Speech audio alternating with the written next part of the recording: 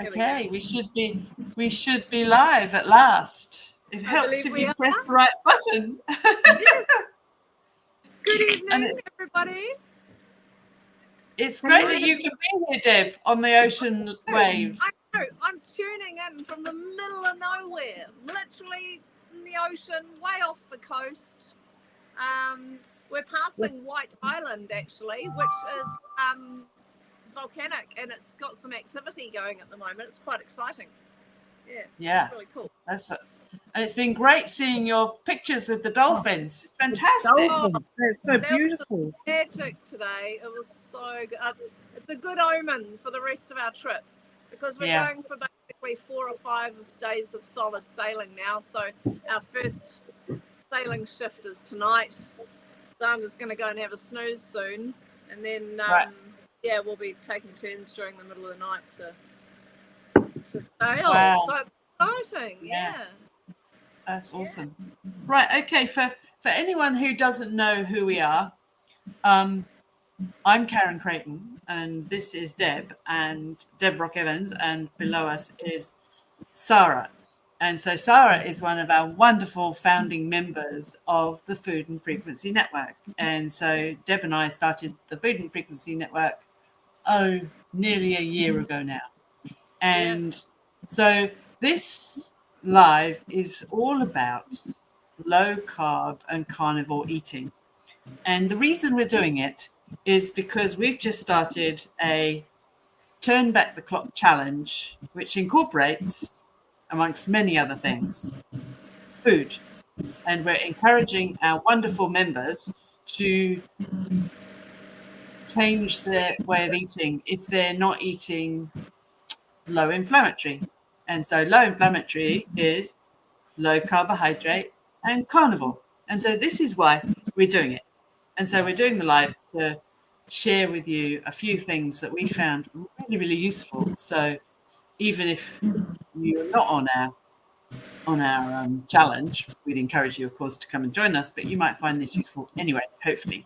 So, okay, so some of you are brand new to the concept of low carb or low inflammatory, keto, and some of you are seasoned carnivores. And so hopefully we're going to be able to help any one of you, really. So, I'm hoping there's going to be lots of engaging comments and ideas and recipes in the comments tonight. It'd be great to see. Yeah, so we really would love if you could share with us anything, any questions you might have, and we will see them. And so first off, Sarah, would you like to introduce yourself as to why you joined the network and what your journey has been so far? Well, it started quite a while before the network. I first heard Karen Creighton on RCR being interviewed by Natalie Cutler-Walsh, and Trev and I were driving south and we were listening to it, and a couple of times there was this key moment that she was going to say something and then we went out of coverage and just came back into coverage ad libitum when she said not every superfood is everyone's superfood. And I just went cling, something just hit me, and I thought, how often have I had arguments with Trev or friends saying, but I'm doing this and I'm doing that, but I still can't lose weight and I still can't change this, and so Karen's whole approach just appealed to me. So I think it was November 23 that I joined the 2-week challenge, so the 2 5-day challenges, and I was doing the low inflammatory to start with, and funnily enough, I've been doing things as naturally and chemical free and healthy as possible for a long time. And for a long time, I thought I was eating well. And I didn't know that part of it. I really thought, and I think this is most people's biggest surprise when they hear what we're eating, is they think that they're eating well. And they probably are in the bigger scheme of things, what we've been told. But one night Trev overheard one of our Zooms when Karen said, you could just eat steak and eggs. And you should have seen him. It was like a kid at Christmas. And he's like, there, I've got my license. I've got my little ticket now. I'm allowed to just eat steak and eggs. And I was like, oh my God, I can't deal with this. But anyway, I was doing the low inflammatory for quite a while, a couple of months. And Trev was doing the carnivore. And I thought to myself, how boring. How boring. But then I think it might have been March last year, I thought I'd give it a go because Karen did one of her 30-day challenges, which is just a really neat way of having a try because you've got nothing to lose. And I went carnivore, and I still now think to myself and laugh out loud quite often that I'm just eating steak and I'm really happy. You know, I've released so much weight. My health has improved. I've not had acid reflux for over a year. I still have my moments, my ups and downs, but there's other stuff happening, you know, and I'm understanding my body a lot better. And I really think it doesn't matter. You can do everything and anything, but unless you're eating well, nothing will change. Yeah, that's I agree. I agree. A lot of people think you can deal with a lot of their issues around weight and inflammation through exercise, and I used to be one of those people. You know, I'll just go to the gym longer or run longer or what have you. But I didn't want to address my diet because I love food and I didn't want to miss out or be deprived. And so I never really made those changes. But it was when I finally did Karen's Fast Track for Health. I dropped weight that I've been carrying since I was 20. You know, I found my new normal again, and I realized that all that weight I'd been carrying all my life, most of my life, was actually inflammation. You know, it wasn't fat, it was inflammation, and there was a lot of inflammation all around in my torso and my gut. And as soon as I switched to low inflammatory, I could see, you know, my tummy didn't stick out anymore. It was just flat. The bloat is gone. Even my breathing improved. Yeah, wow. You know? Wow. So I don't think a lot of people realise what it is they're carrying, you know. And that's just it. I don't think this is a diet. What we're doing is improving the way that we live because we can enjoy it more and we can be happier and healthier and calmer. And I can't scream it loud enough. So here I am, still learning, still finding my groove. And I have to say, the biggest thing for anyone starting out, I was so reluctant, as you just touched on too, Deb. You know, people don't want to eat differently; they love their food. I love food, but I really love how simple it is now. You know. And I remember my first few weeks and Zooms. I'd be like, but can I have this? But can I have that? And the amount of people, who were already doing it, saying, "Chris, you're on the list." So do it. But I learned pretty quickly to stop thinking about what do I need? That whole panicky thing, and just go, okay, these are the things I can have, and find my way with that. And the simplicity of it, I don't need 50 spices anymore. You know? Apple cider vinegar, cayenne pepper, the butter, the flavour of the protein is just beautiful. Yeah, salt and pepper for me is all we have, you know. If I eat something, meat that's been prepared with, smoky barbecue sauces and stuff like that, it's overwhelming now on my taste buds. So I just want to taste the meat. Salt and pepper's beautiful, and the juices and the fat afterwards. And it brings out the natural flavour of the food. And so that's my biggest message to anyone who's on the fence and thinking about giving it a go. It makes life easier. I almost don't need a kitchen. It's so true, isn't it? It's like because I've been a foodie most of my life, so I trained as a chef, and it was when I was sort of near 30, I found out I had allergies. And so this is where Fast Track to Health, low inflammatory food list comes from, is my experience with food and my experience with clients and the intolerances that they used to come up with. So the low inflammatory food list is basically come about simply because of a need to reduce inflammation and to reduce stress on the body. So, and most of the foods that actually are stressing us are from the plant kingdom.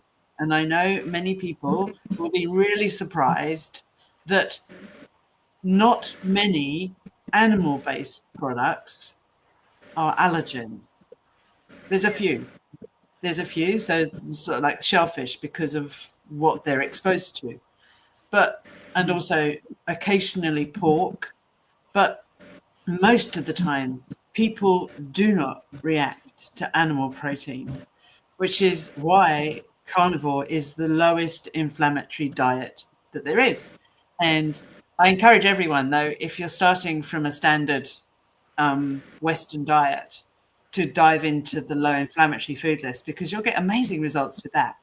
And also it eases your body. Even if you're really determined to go carnivore, if you ease yourself into it, your body doesn't go into shock. Because I mean, Sarah inadvertently did it perfectly because she reticently sort of didn't want to go into carnivore. You couldn't see the variety.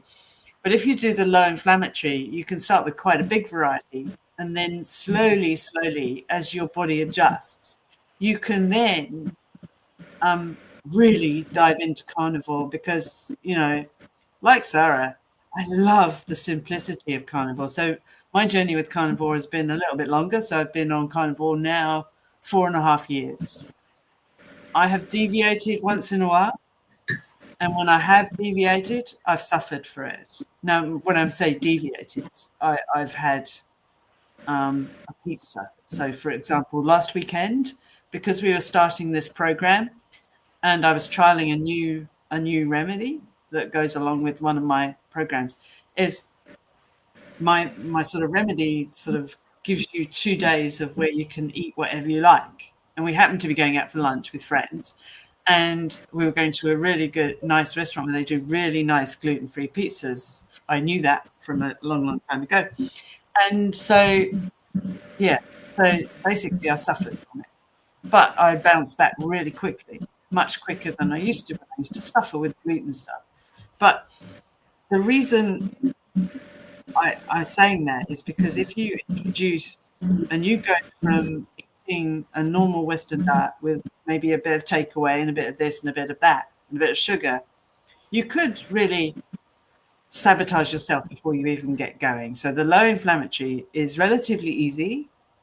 It's still 2 meals a day, but basically it's a really easy transition into carnivore, and we take you through it with the turn back the clock. We're going to be giving you instructions as to how you can integrate carnivore in a really effective and safe way.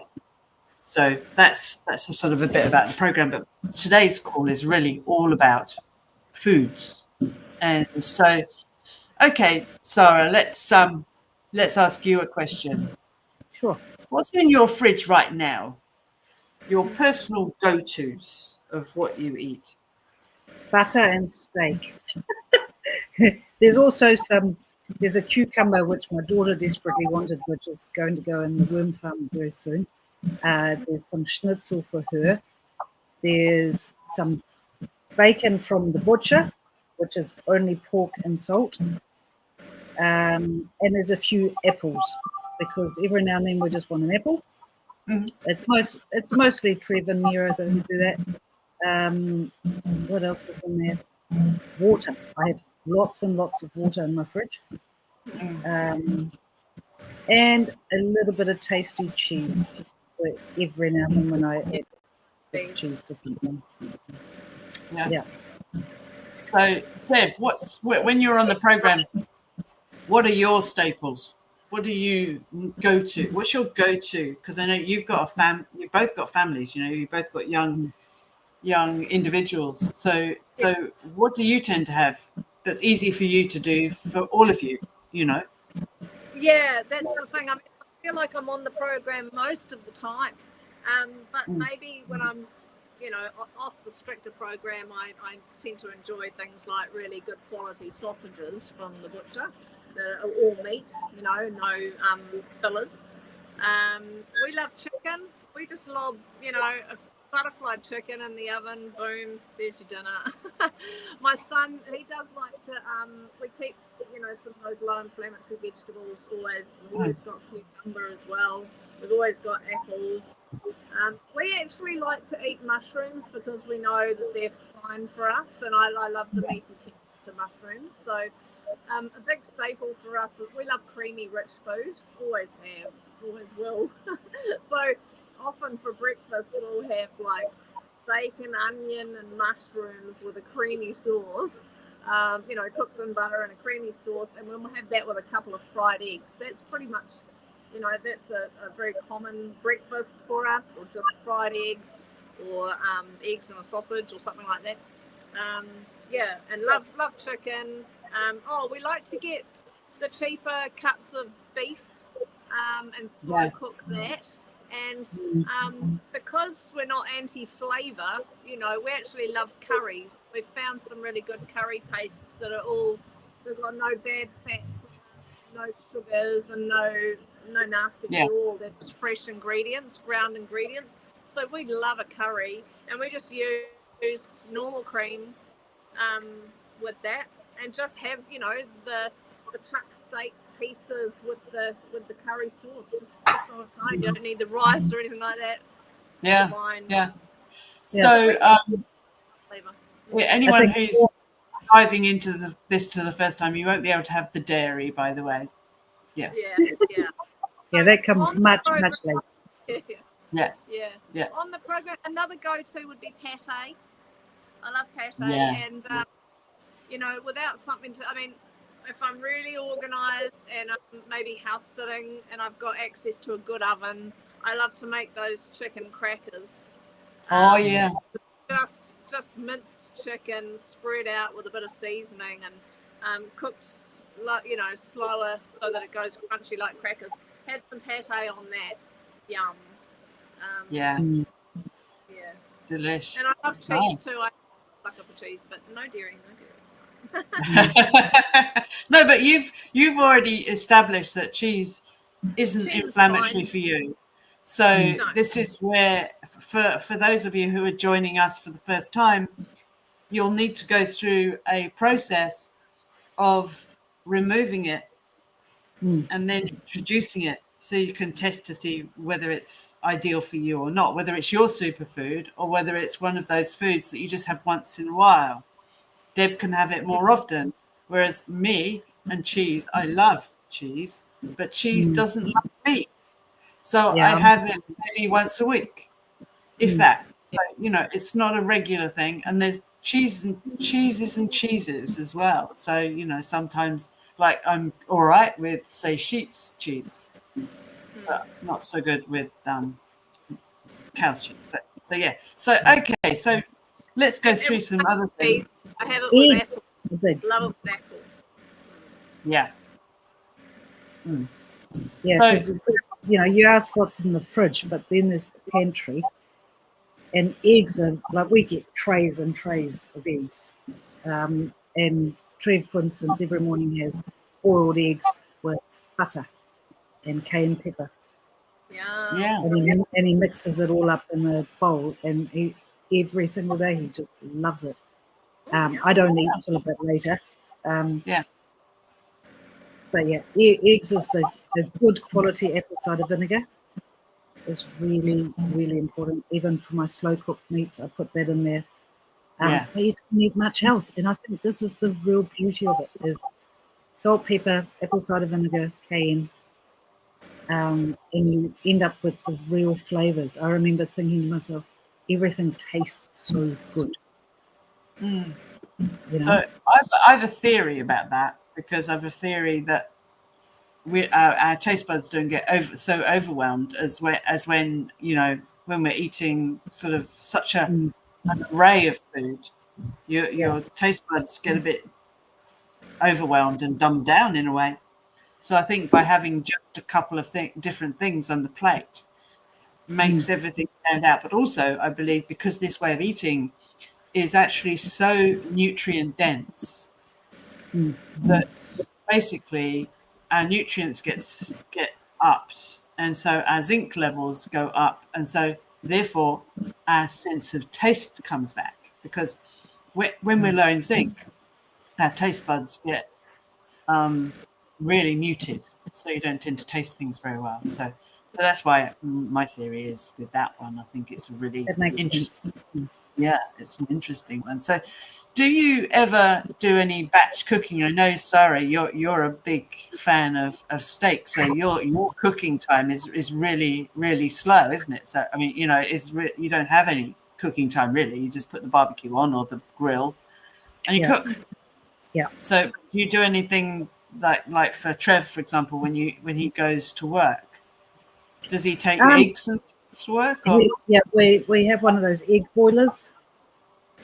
Right. So, yeah, it's really cool. It's like 99% of the time it's a perfect egg. So he'll do 4 of those in the morning. He has 2 in the morning, takes 2 with him.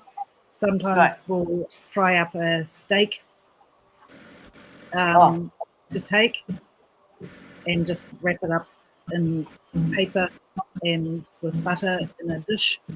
Sometimes if we've got something left over, or if I've done a slow cooker, I've got a little food thermos. So we put the meat in and the broth in for that. I'm just trying to think. It's mostly eggs he has. Even sometimes it's been the bits of bacon.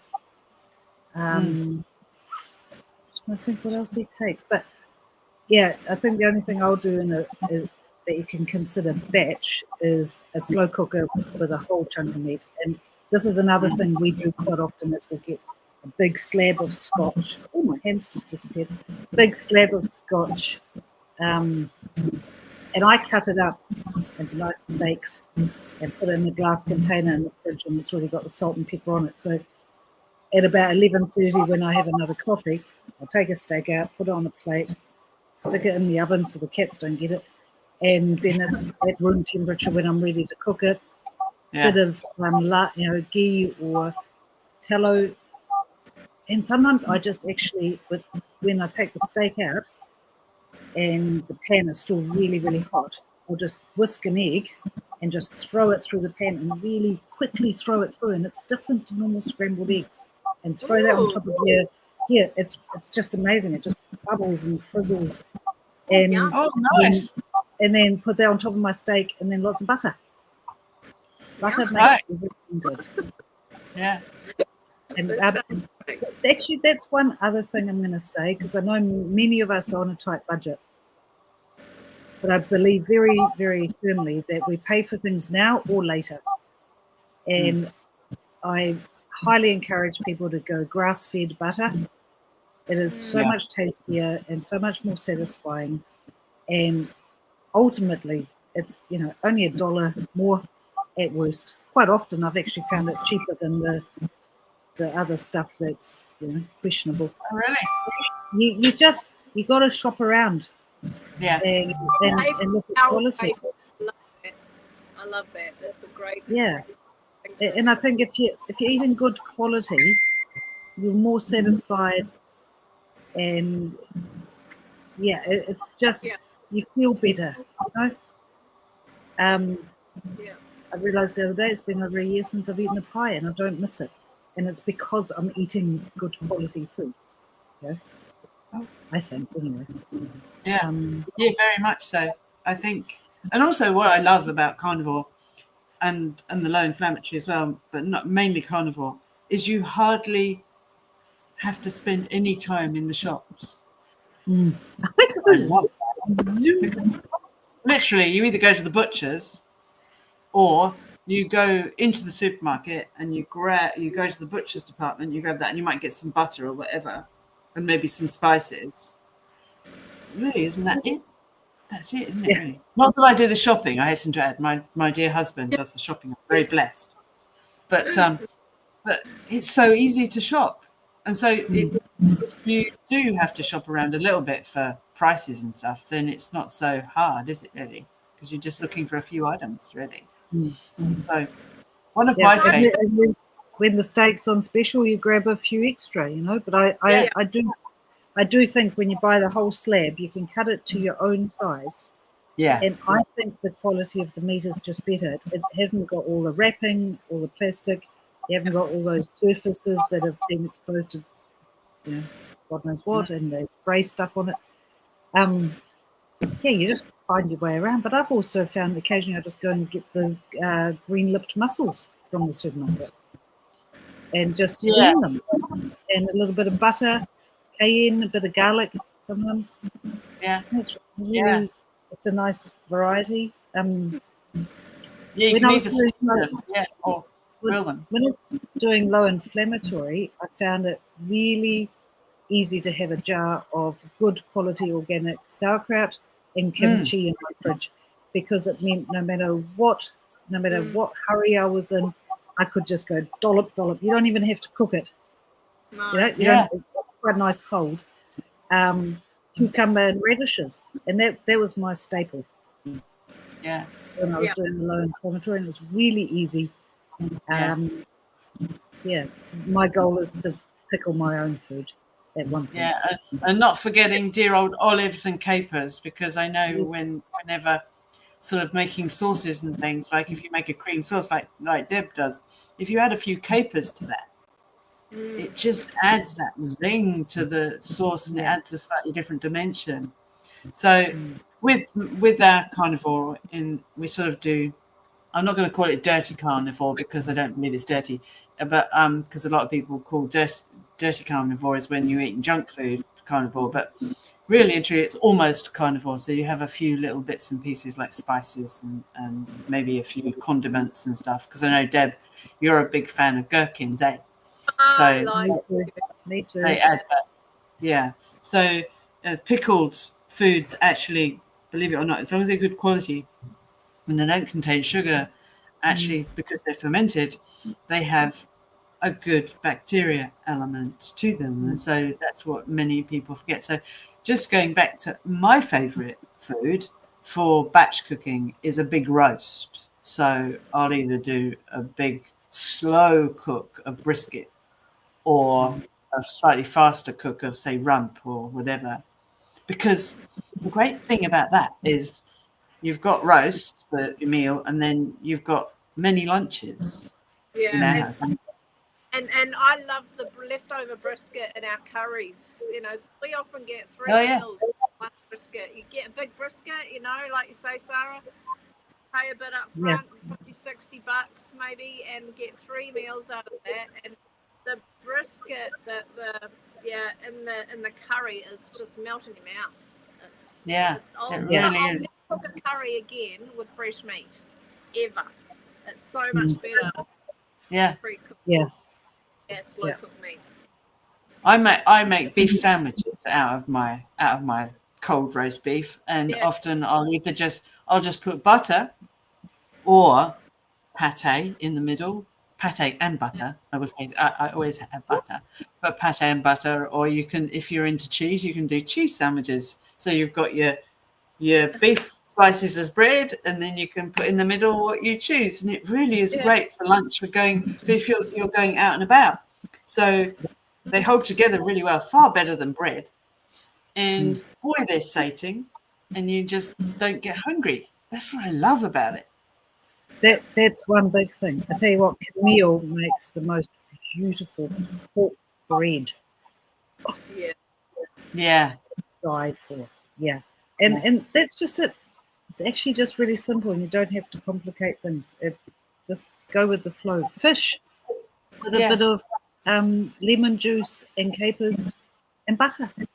But you can complicate it if you want to, and I think that's the thing. is you can, if you choose, like we've had pizza nights, haven't we, Deb? People like pizza. We've had pizza nights, so we've made carnivore pizza, and we've done various different bases of the carnivore pizzas and various different toppings on the carnivore pizzas, and they are absolutely delish. And many people have said they prefer carnivore bases to dough bases, and because there's so many different ways of making it. It's just like, as you say, the pork bread. You can make bread like food out of meat. Yeah. If you want to.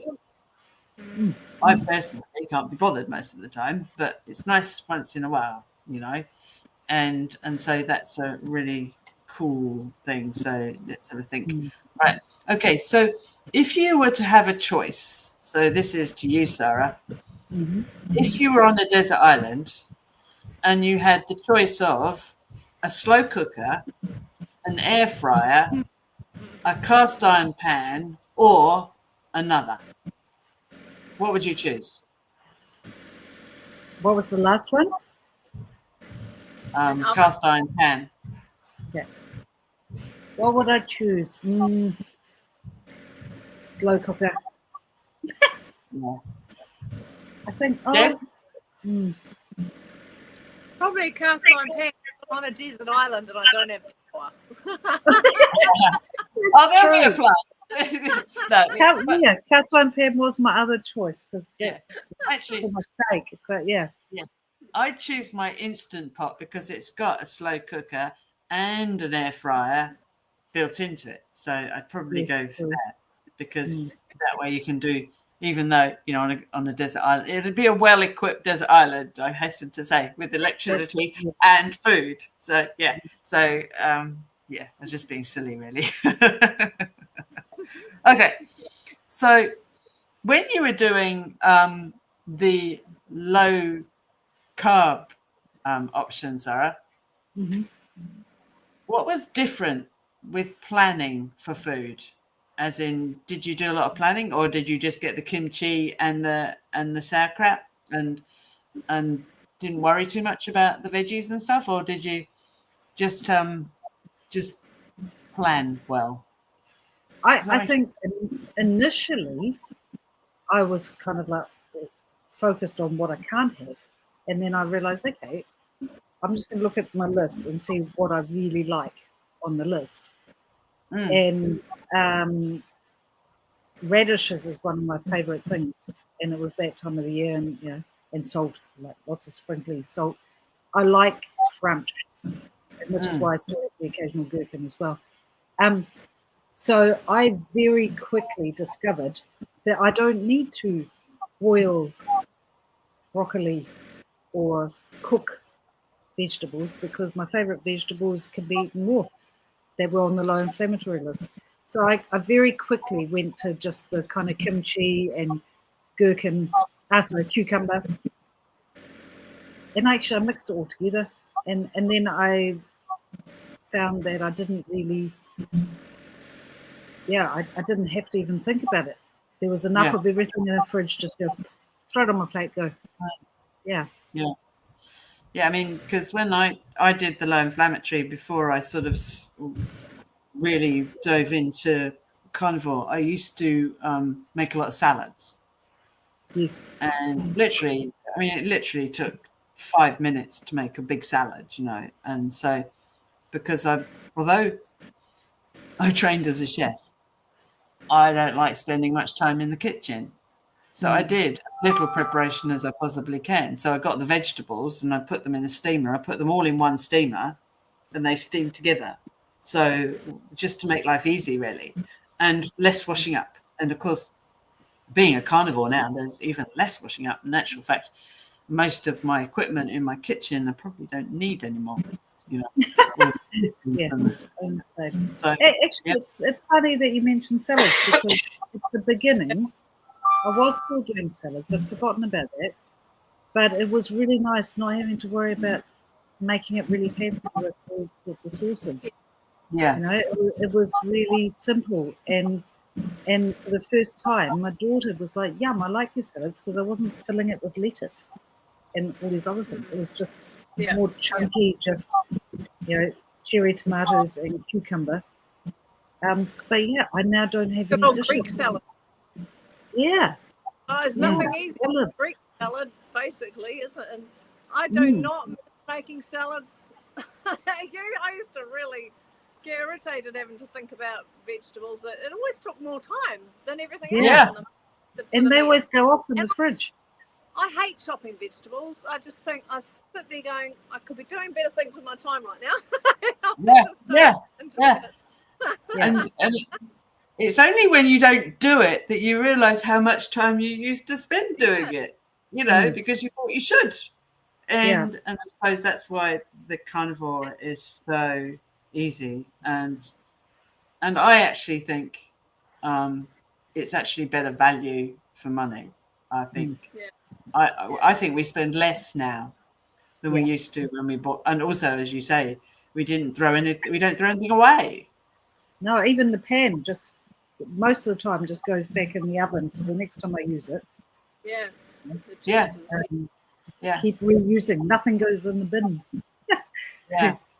Yeah, especially the fat from the beef roasts and stuff. They get reused. It doesn't. Nothing gets wasted. Yeah. So, okay. So, anything else you want to cover, really, Sarah, that you think we haven't covered that you thought made a big difference to you? I think my biggest thing was I was so worried at the start of what I was going to miss out on and what I couldn't have. And it still blows my mind. I'm pretty much a year and a half into this whole different way of eating, and I enjoy what I eat, and it's so much easier. And just all I can say is just don't stress about it. You're not giving up anything other than the shackles. Everything, so much of what we've been taught is just not true. And the aches and pains. And the aches and pains, aches and pains, and the weight, and that's all you're giving up. And the mind, and you're actually gaining mental clarity and so much more. That's what I find, anyway. And and I feel it when I've gone off track. I wake up and my knuckles are sore and my lower back is really sore. I've just noticed some comments on the side, but I can't see them properly. Maybe it's my screen. So I don't know if anyone else can see that. Camille. Yeah, Camille. Mark cooks his lunch the night before when he cooks his dinner, and I cook my dinner when I cook my lunch for work. Yeah, cool. That's a great tip. 2 meals, definitely. Yeah. Cooking 2 meals. Yeah. But I was going to say that the thing that I was the most worried about missing out on when I first started this was actually wine. It was the sugar. I knew I couldn't have sugar. And so it was the wine for me. And that, brought up a whole other issue around addiction. Am I addicted to wine? Do I have a drinking problem? That kind of thing. And once I committed to this is a 12-week thing, I know I can do that. I was fine. It's fine. And then after that, I knew I could do it whenever I liked, and now I, really don't drink very much at all. But I have it when I want to, and I forget about it. So that, for me, is the biggest breakthrough. Yeah, I think it's actually, for me, it's giving myself permission is if I feel I will need something or I want something desperately, I will allow myself to have it. So then I find I don't want anything. We're very complex, simple creatures, aren't we? And I did think I was going to die without bread. Yeah. Did you? I did. But you're still here. I'm still here. But I used to make my own very lovely sourdough bread, you see, and I just mastered it, and I had all this equipment to make it. And but it's really funny. We just the other day had bacon and eggs for breakfast, and I thought it didn't even occur to me that we used to have toast under that. Yeah. Yeah. And it was always to soak up the juices, but now we just lick our plates, and it's compulsory. Even when we go out. I think in a carnivore's home, it's very polite to lick a plate. Yes. Lots of finger licking. Yeah. Indeed. Yeah. And I think the joy of it is just basically making sure that we enjoy what we eat. That's right. But for me, it's just enjoying being in our physical body makes all the difference, really, because I'm sure all of you can understand that when I used to eat normal diet, I was sore all the time. I was tired. I mean, I had chronic fatigue, so I was tired all the time. I was just had no energy. I actually had no life, Yeah. And so now I've got bundles of energy.